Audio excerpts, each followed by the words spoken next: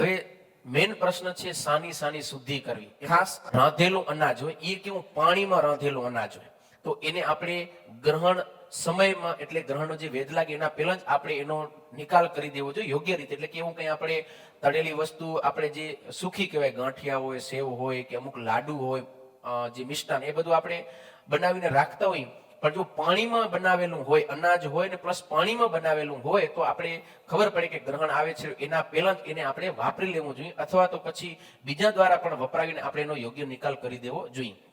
પછી ગ્રહણ પૂર્વે આપણે પાણીયાર હોય કે જે કને આપણે પાણી રાખતા હોઈએ છીએ તો એની પણ આપણે પૂરેપૂરી શુદ્ધિ કરવી જોઈએ. પછી રોજ વપરાતા ઘી, તેલ, લોટ, મસાલા રોજ વપરાતા હોય એટલે આપણે ઈ ગમે ત્યારે અનાજ વાળા થઈ જતા હોય છે. રોટલીનો લોટ લેતા હોય અને વરે આપણે મીઠું ખપે તો ઈ જ હાથે મીઠામાં હાથ નાખ્યો હોય એટલે રોજ બરોજના જે વપરાશના મસાલા, ઘી, તેલ આ બધું હોય એ આપણે ગ્રહણ પહેલા એની નિકાલ કરી સફાઈ કરી લેવી જોઈએ.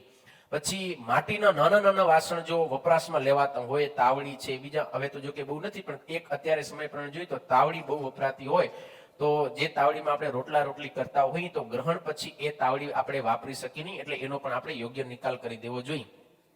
પછી પાણીના જે કોઈ વાસણ હોય જેમાં પાણી ભરાતું હોય તો એને આપણે વ્યવસ્થિત સાફ સૂફ કરી અને રાખવા જોઈએ.